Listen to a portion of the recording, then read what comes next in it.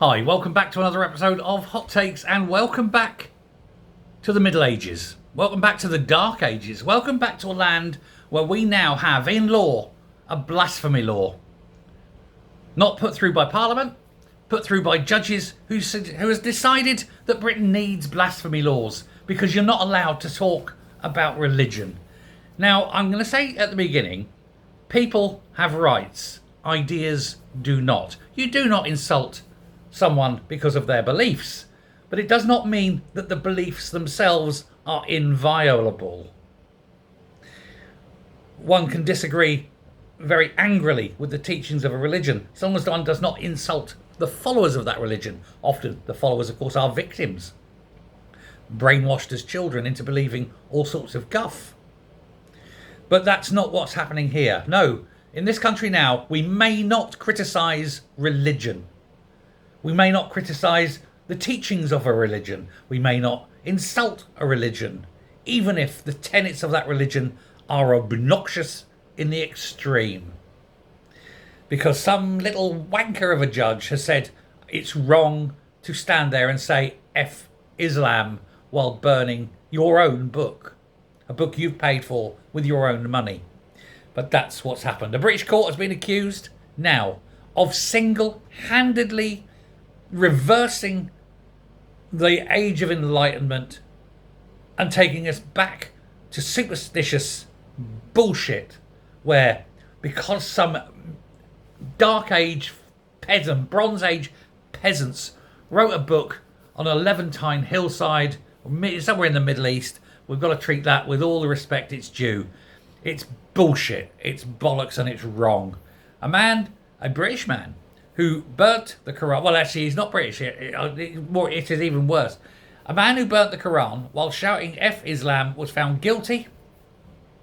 Hamid Koskan, who is himself a Muslim, an ex-Muslim, it must be said, an asylum seeker from Turkey, was filmed burning the book while shouting that Islam was the religion of terrorism outside the Turkish consulate in February.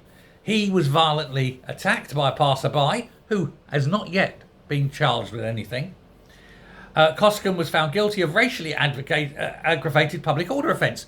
Really? What race? What race is Islam? Islam is not a race, it's an idea. You're supposed to attack ideas. That's the scientific principle. Disagree, sometimes violently, with ideas.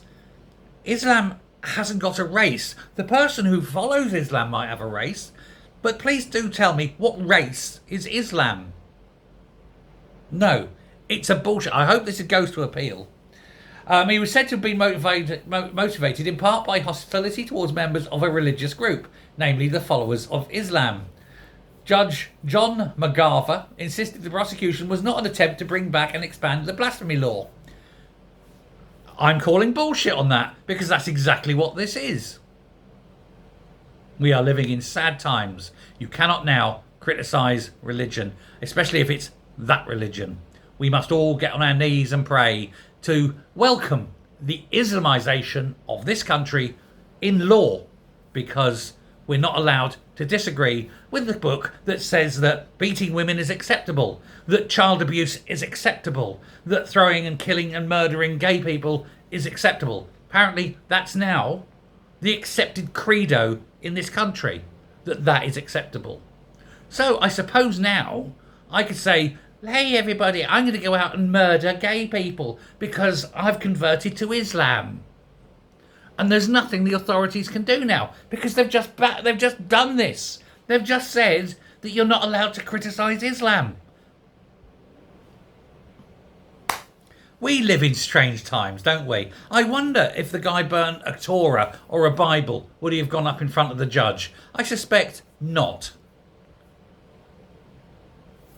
I'll stop. Thanks very much.